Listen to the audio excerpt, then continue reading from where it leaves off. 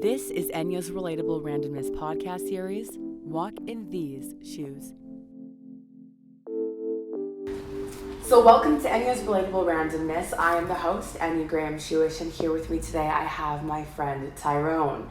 So how I know Tyrone is he was one of my brother's friends growing up and still is, and he used to live with us when I was younger. And Tyrone has completed 5 albums. He is a musician, as well as he's almost at his 1 year of being sober. And so I actually have never heard Tyrone's full story yet, and so I'm going to be able to get to experience this at the same time as you guys. So I'll take it over to you, Tyrone. So tell me about your childhood. How were things for you? Growing up in Port Alberni? Yeah. Small town. A lot of people with that small town mentality. And you kind of just get bred into it, I guess. And it was tough. My parents divorced when I was 9, I think. My brothers moved in with my dad. My mom had to work 2 jobs, so she was gone most nights. I had to take care of my little sister for quite a few years, from about 9 until 13, I believe. 12. I guess it was 12. But she didn't really, she was high maintenance, my little sister. Mm-hmm.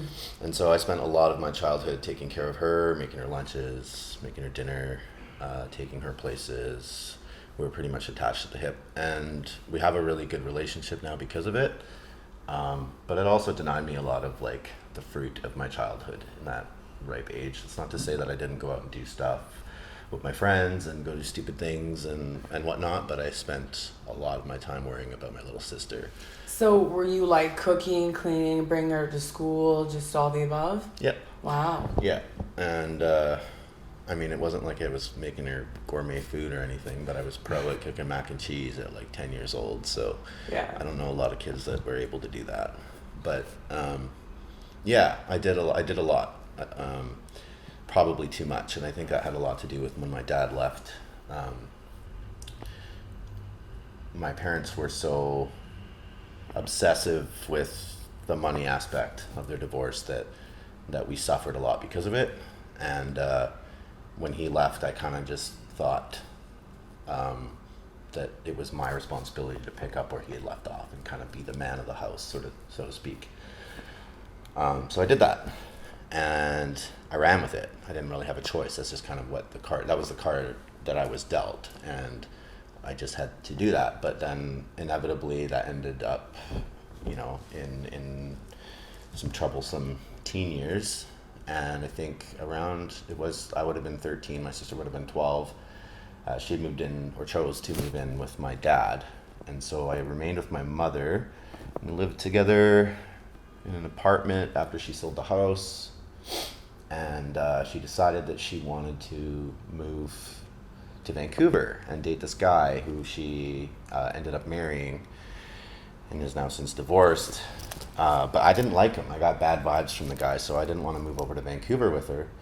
So she asked my sister, and my sister jumped on the idea. So my sister had moved to Vancouver with my mother, and my dad didn't really, they had a full house, and they didn't really, I guess, want to take me on. So I had no place to go. And that's when your mom took me in. She worked with my mom, and they were friends, and that unconditional love just immediately started, and that's how I met Dave originally. And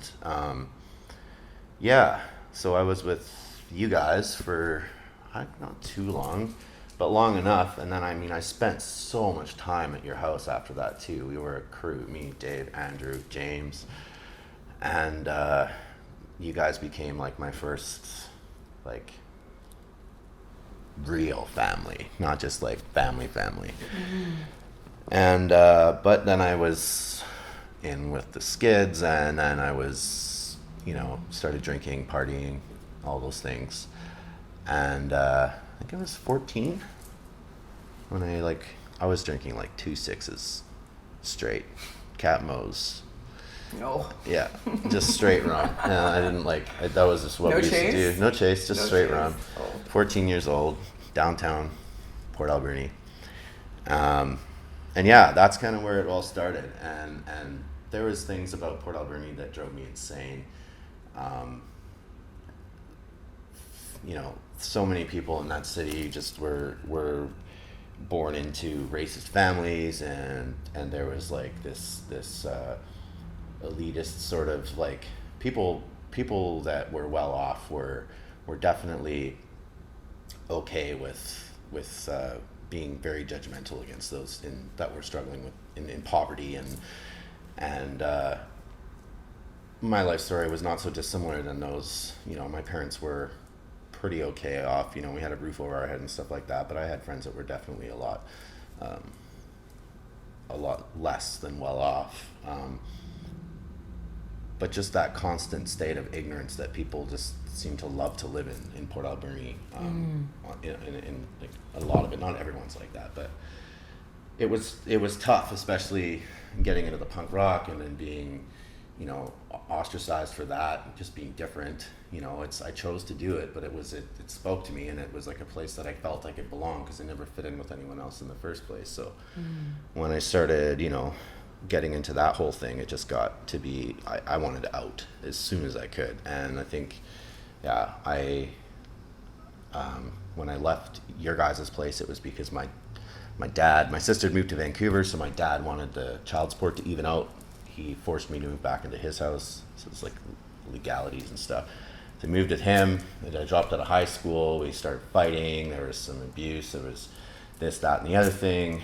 I started a lot of fights with him, but it ended up in me not being very welcome around the house anymore. I moved in with a friend of mine who was selling dope, weed, not heroin. Were a lot of the fights that you guys were having, was it physical or just verbal? There was physical, there was verbal. I mean, I pushed him to places that nobody ought to be pushed. I definitely instigated a lot of the fights, but there was a lot of different ways that he could have handled situations like that, such as just like even walking away. I was this 14, 15-year-old kid that was confused, angry. I definitely struggled with indifference and definitely like I never really felt loved like I should have been. I think I there was just a lot of teen angst, like who doesn't go through that, right? And so it was easy for me to talk down to him because I felt this sense of, I'm not, I don't know. I guess it was just ego, right? It was a pissing contest. And I think I challenged him too many times and pushed him to, I guess, violence. I mean, it wasn't, broke any bones. But there was a bit. Do you feel like that was out of just like having disagreements, or do you feel like you were kind of out to get him?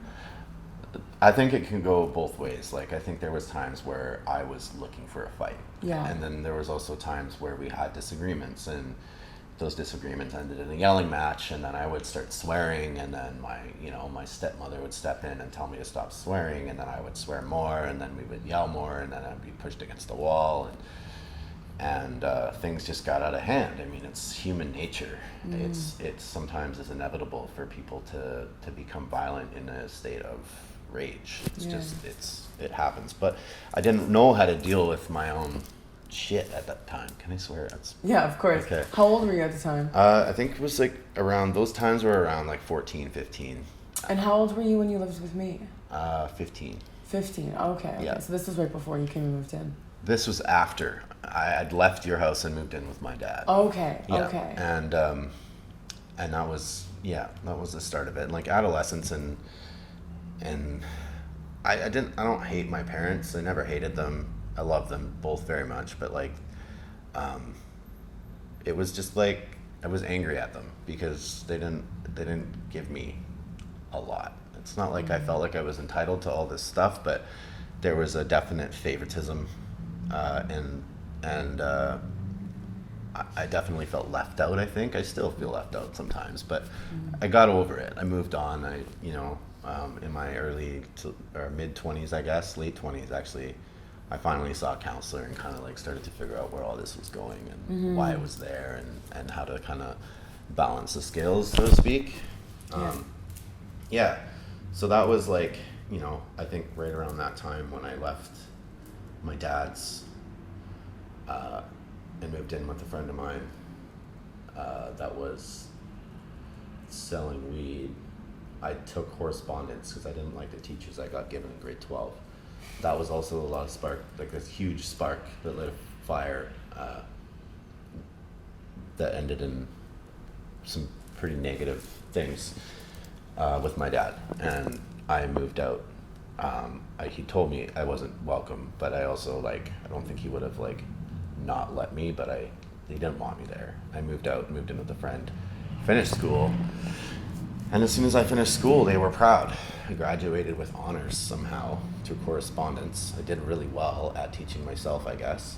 And all of a sudden, I was the star child because I was the first one in the family out of 7 children to graduate. And they gave me a Mickey of Jack Daniels, a flask, a money clip, all had my initials engraved on it or whatever. And I was going to hitchhike to Victoria literally the day after I took my final exam. And my dad was like, "You want to ride?" And I was like, "Yeah, sure." So he dropped me off in Victoria. I was 16 years old. I knew I could stay at my brother's, but it was short on space. I had no place to live really. So I lived in a hallway, the entrance to an illegal apartment.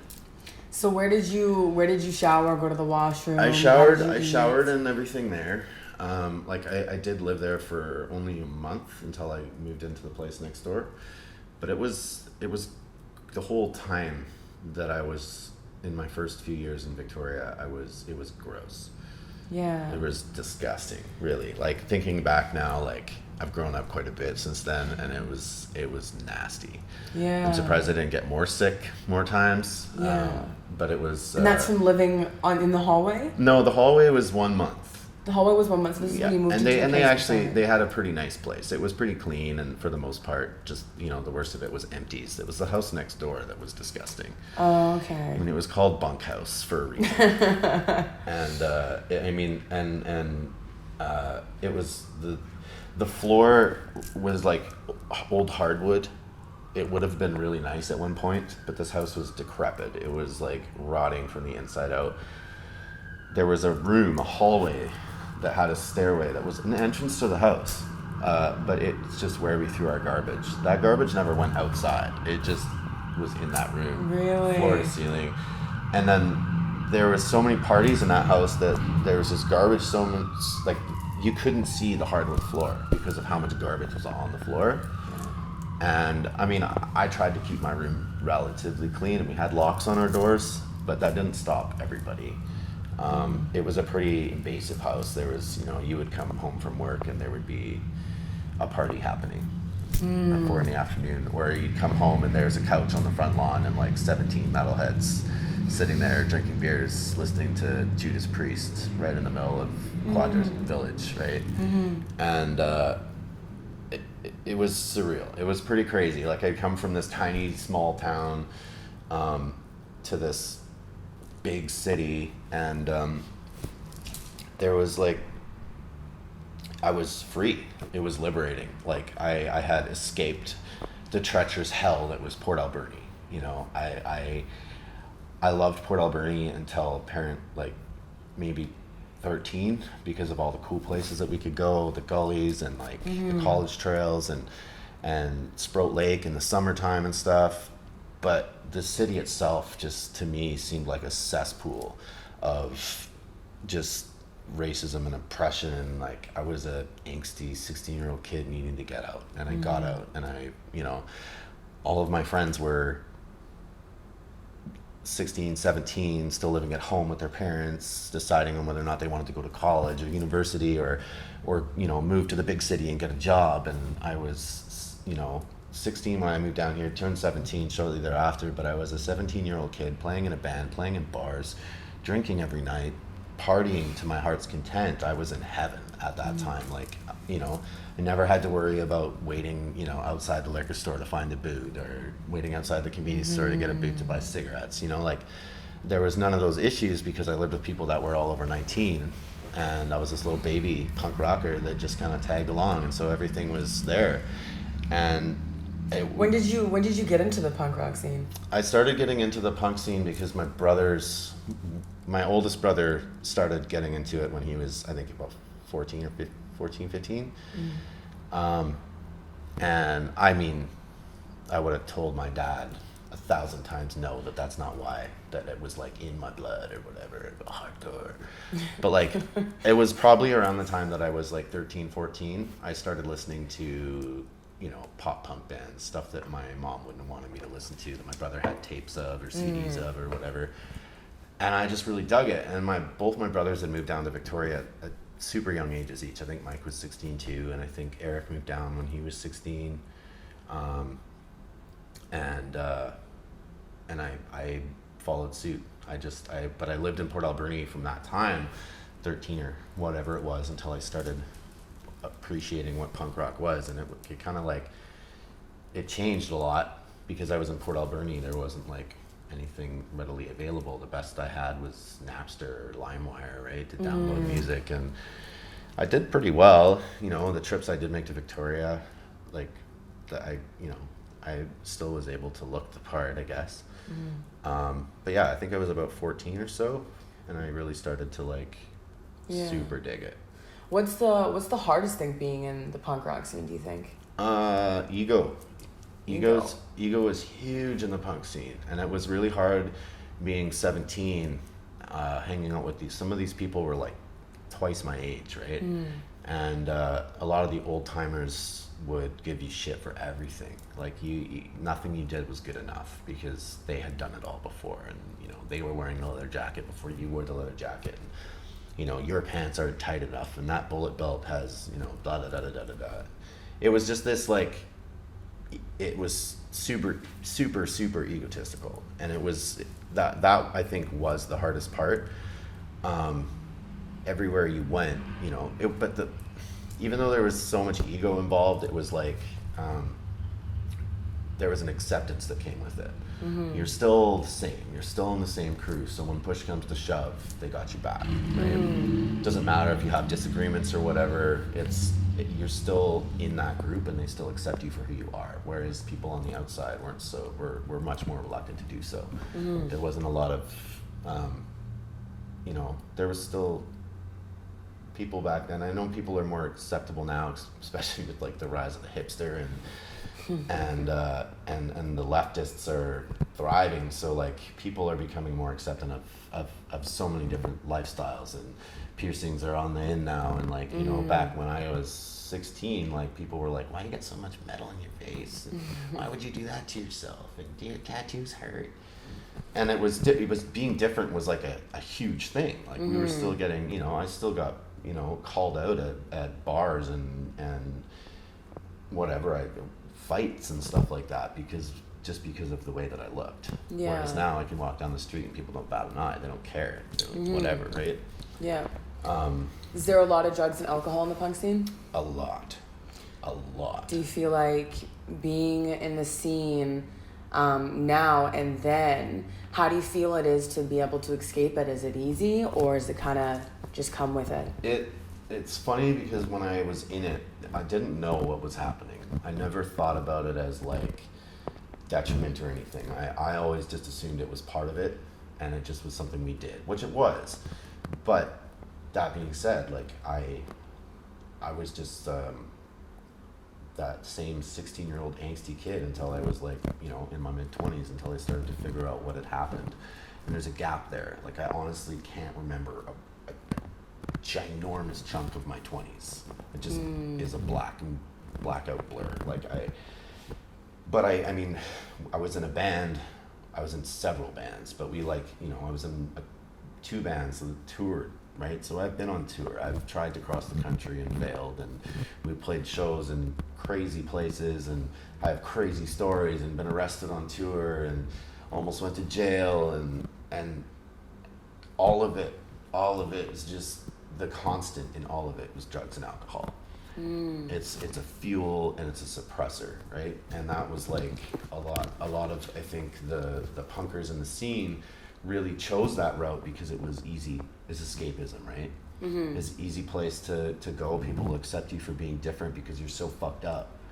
And using alcohol and drugs, you can easily suppress your emotions and make you seem hard as nails, right? Yeah. And I think there's a lot of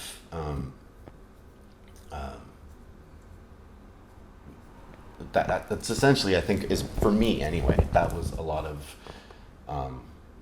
my going on through the punk scene and throughout my life was just, it was all drugs and alcohol the whole way, and it became a problem eventually, obviously, but it was just, that was my life. Yeah. I didn't know there was another way to live. That was just what it was. Yeah. It's what you did. Are you still in the punk scene now? Absolutely. And how was that with now being sober and being in it? It's different. Yeah. It's a lot different. Yeah, it's not so bad now though, because I'm 33. It's almost like 15 years later, or 16, whatever years later, 17, 18, 19, whatever. Getting old. There is a lot of my friends that also came to the realization that they couldn't drink anymore. You know, either because of medical conditions that as a result of drinking, or because it became problematic, you know, addiction.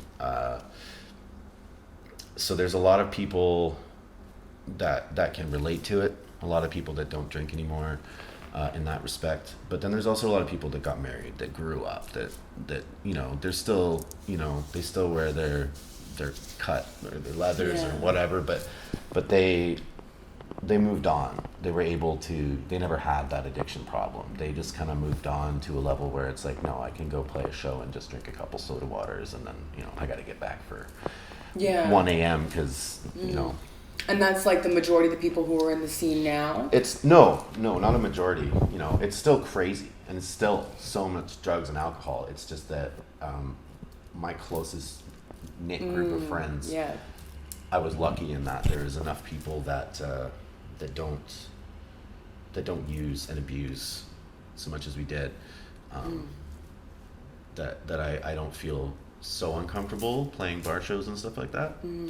So I've played like a handful since I got sober, and you know, it's tough, but I made it through. I'm still sober, and it's like you kind of just have to, it's like learning to live again.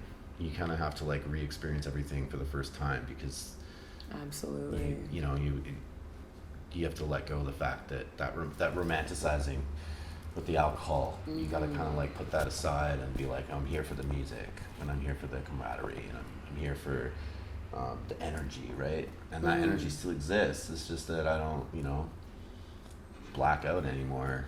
Yeah, and you like it better this way. I do. It feels good. It's weird. Like, I still have issues with it, right? Obviously, that's never gonna completely go away. My obsession to drink is definitely sort of gone. It's not really too bad anymore. I don't like crave the alcohol, but I still romanticize it. I'll like sit and think about like the times, you know, and like how nice it would be to just have a couple of cold brews or whatever, and just, you know, play some tunes or whatever. But I mean, now that I think about it, you know, like I played a really good gig sober. It was an acoustic show, so I actually have to sing, right? It's not just yelling and screaming and stuff. So I played this show and I was like super high energy. I was on point. I was like I sang really good, played really well, was really well received. The energy levels were huge, and I got lots of compliments, and I was sober.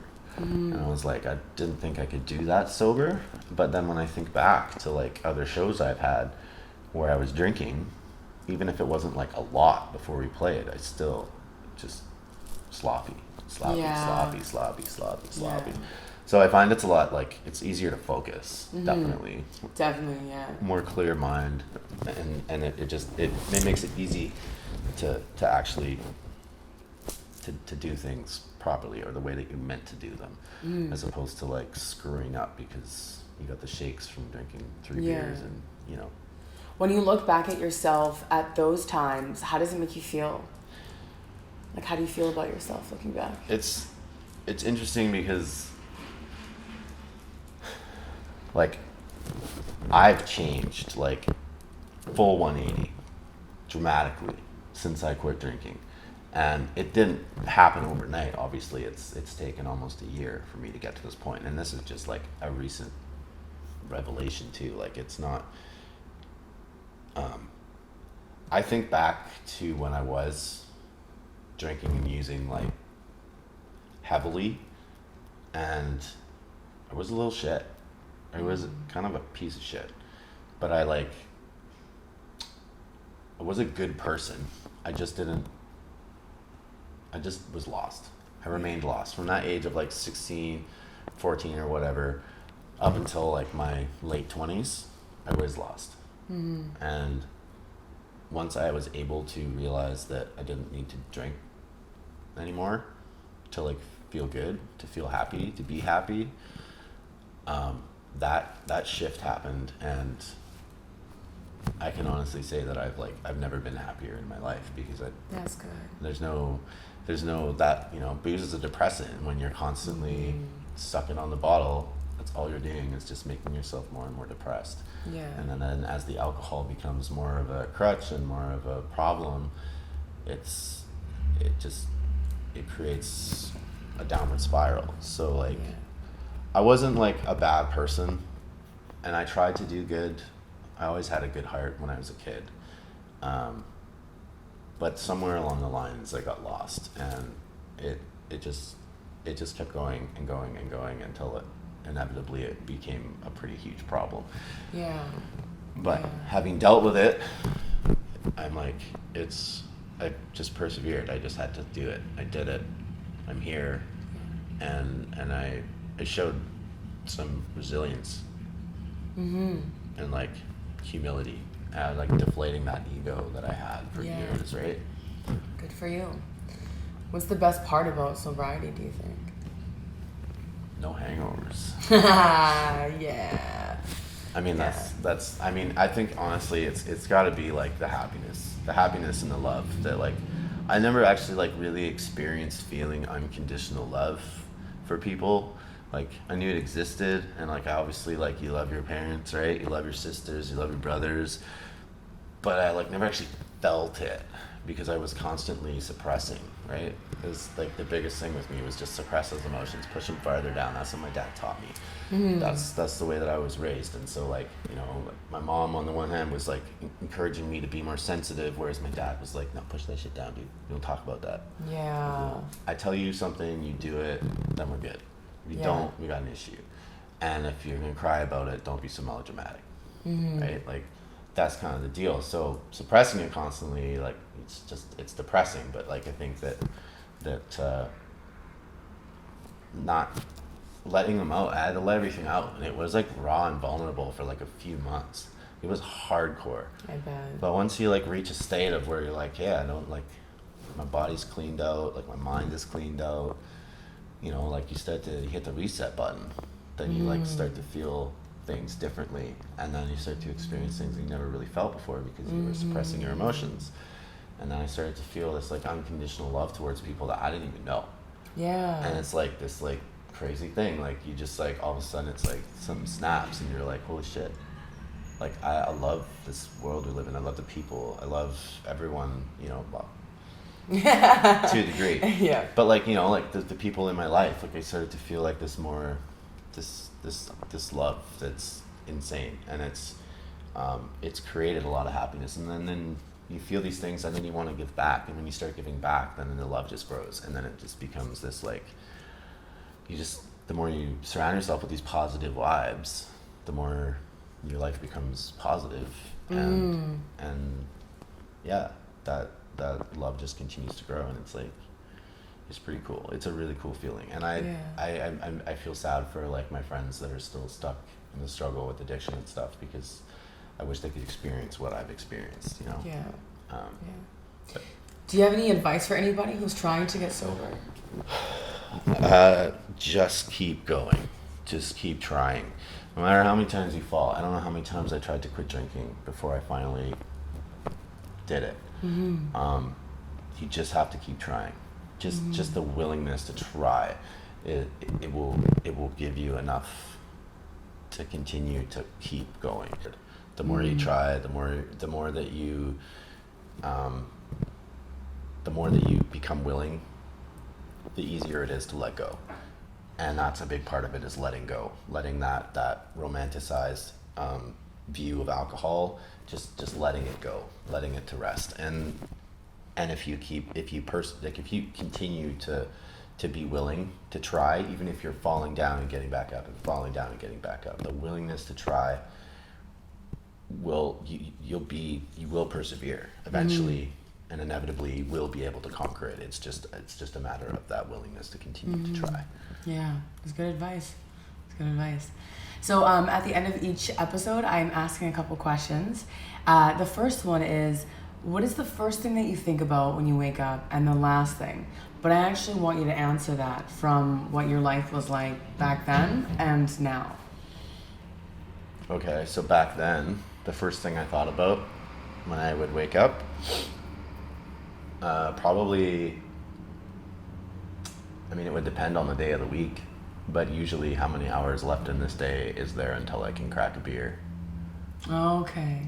And when I was going to sleep, I mean, I don't think I thought when I went to sleep. Usually I went to sleep drunk, so usually it was just kind of like